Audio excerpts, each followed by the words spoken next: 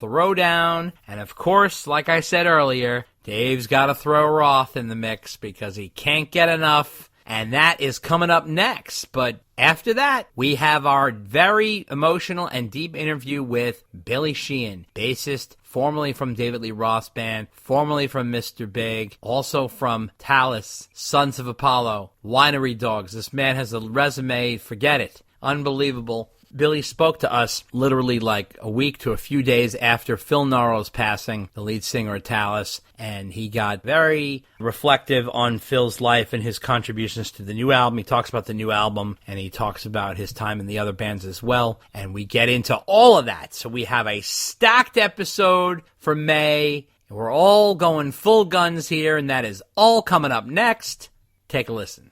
For Edward and I, there is a lot of whatever that chemical is in guys that, you know, we never lost it. We both are competitive with ourselves personally to an obsessive, whatever you call it, obsessive compulsive. I mean, with or without an Eddie Van Halen in my life, you know, a lot of my time is spent with my head in my hands. Come on, Dave, come on. Like this, and still to this day, and he as much or more so.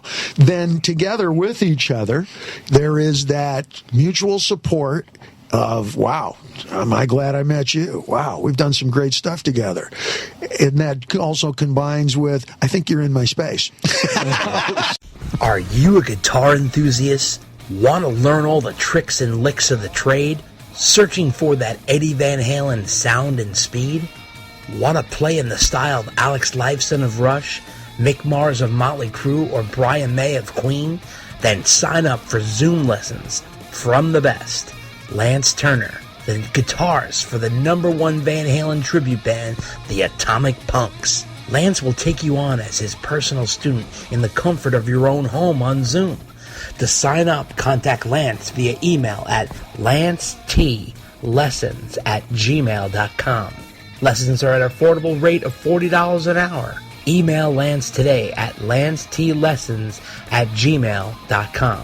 That's LANCETLESSONS@gmail.com. And learn how to jam like a star. Martin Popoff here. Hope you're enjoying this latest episode of Dave and Dave Unchained, the Wise Swamis on All Things VH. Just wanted to remind you that at martinpopoff.com, I've got 2 Van Halen books that I wrote. One is Van Halen, a visual biography, which is basically a big hardcover coffee table book, 400 images, 20,000-word detailed timeline. And the other one is called Unchained, a Van Halen user manual. It's the sort of 120,000-word, very academic, a lot of crazy chapters, a lot of trivia, wordy book that I did on Van Halen. So yes, go to martinpopoff.com. I sign and ship those out of my office here in Toronto. There's PayPal buttons for the U.S., international, and Canada. Again, Van Halen, a visual biography, and Unchained, a Van Halen user manual. Back to Dave and Dave. Hey, Van Halen Army, this is Robert Vargas from Los Angeles, and you're listening to Dave and Dave Unchained. If you would like to send us a letter asking a question or making a statement or whatever you'd like to say, you can send it to ddunchainedpodcast@gmail.com. Pick up the new coffee table size book, The Decade That Rocked, by legendary rock photographer Mark Weiss. This 376-page book has hundreds and hundreds of full-color photos that Weiss shot through the 80s for magazines like Circus, Faces, and Hit Parader, featuring bands like Van Halen, Motley Crue, Twisted Sister, Bon Jovi, Skid Row, Guns N' Roses, Ozzy Osbourne, and more. There's even behind-the-scenes stories to go with these colorful, eye-popping pictures. The Decade That Rocked, a new book by rock photographer Mark Weiss, is available for purchase now. Go to thedecadethatrocked.com, where there are exclusive bundles available with extra prints, t-shirts, and even patches.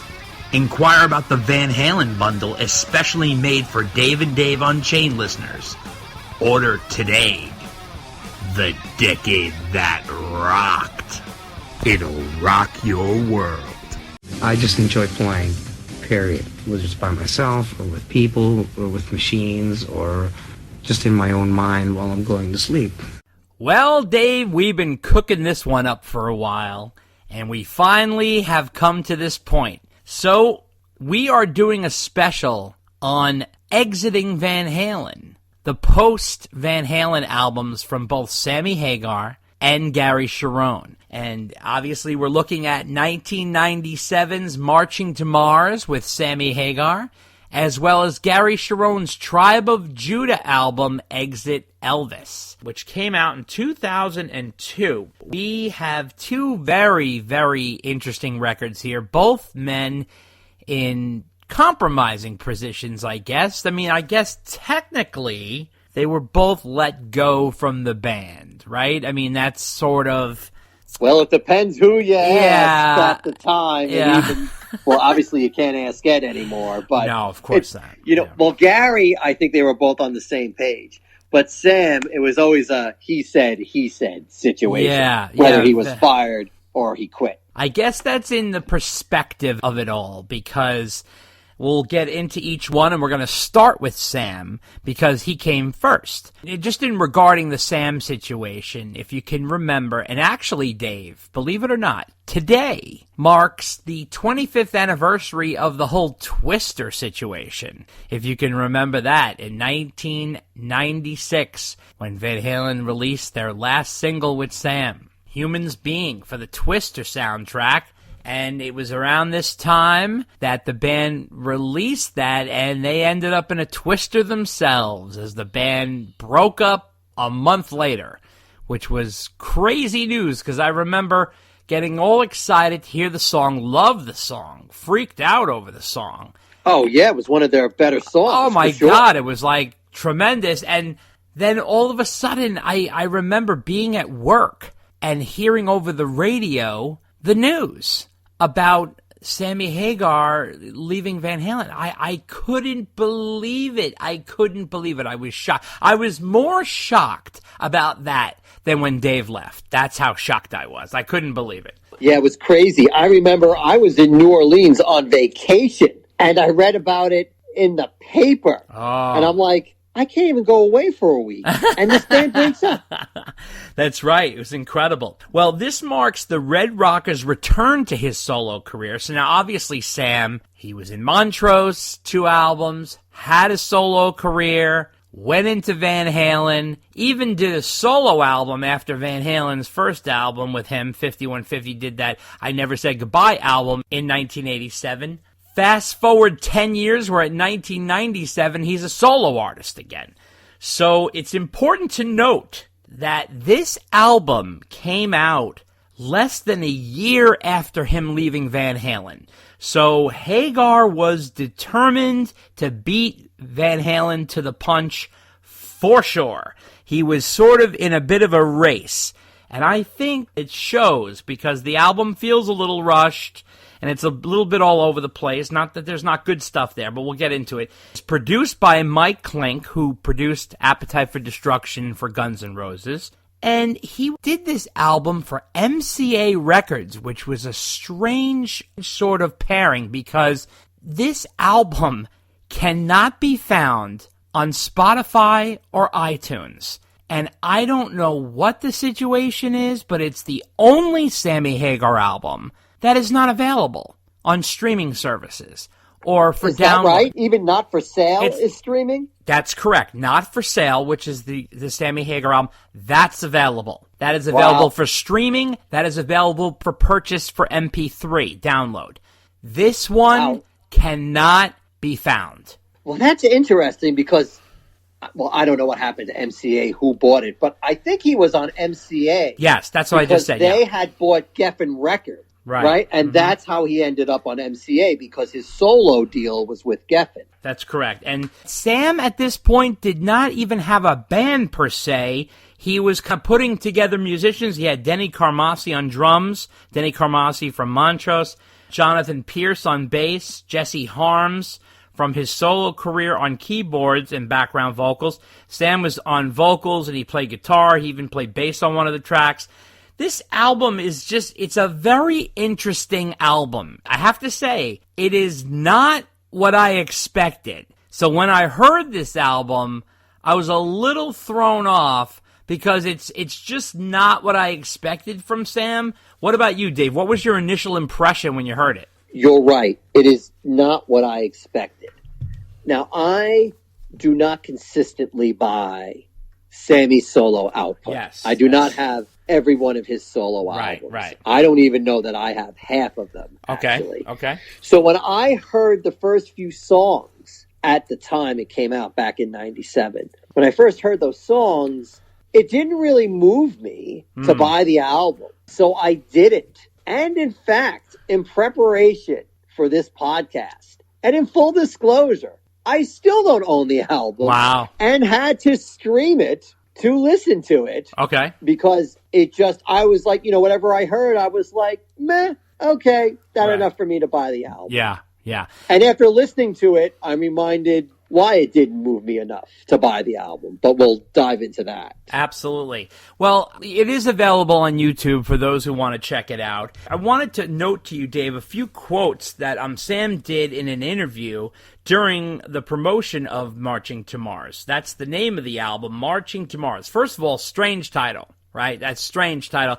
And you're like, oh, God, is Sam getting into his whole alien theory again? Oh, my God, what is he doing? So this is one thing he said. He's talking about flying solo again. He says, I was forced to become a solo artist again. That being the case, I went straight ahead into it. I'm the kind of person that can pull things together fairly quickly and land on my feet. Don't get me wrong, I was pretty mad. But there is only so long you can dwell on it. I didn't want to sit around and procrastinate, nor did I want to take up much baggage with me. Then he talked about noticing some trouble in Van Halen. He said, I tried to write the songs with Eddie. This is talk about the Twister soundtrack.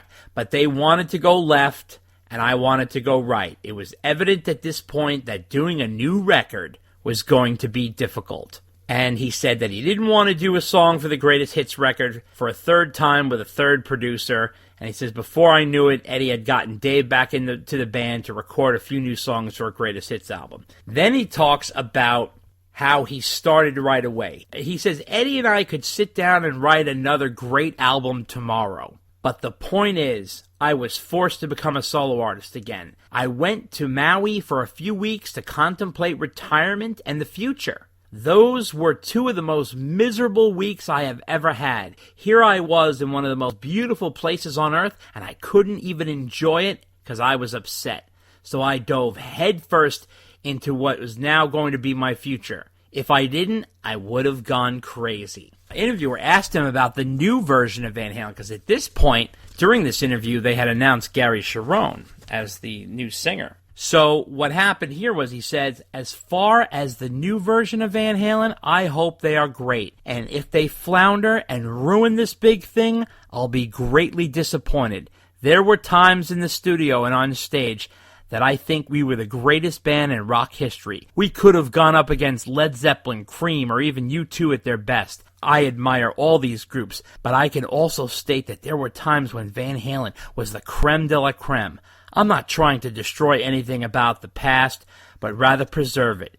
I would like our history as a band to be put on a pedestal so that it may be seen as special as it really is. So I'm still holding the banner for Van Halen to help preserve our past. Then he said this album shows a new side of him. He says, even the critics who dislike me for being irresponsible will see a different side of me on this album. I have exposed a lot more of myself, the true Sammy Hagar. Marching to Mars, in my opinion, is the closest to who I really am. But he did say that Van Halen helped him along the way. I would have never been able to record an album like Marching to Mars if I hadn't been part of Van Halen. I'll be the first to admit it. Being in Van Halen helped me become a better singer and songwriter, a better player, and a better performer. And then he talked about not having a band for his solo album. He says, the only risk I can see is not going into the record with a band. It was less of a risk by not competing with Van Halen. Then I would have had to assemble some of the greatest rock players around. I didn't want to compete with them on any level. You don't leave a band like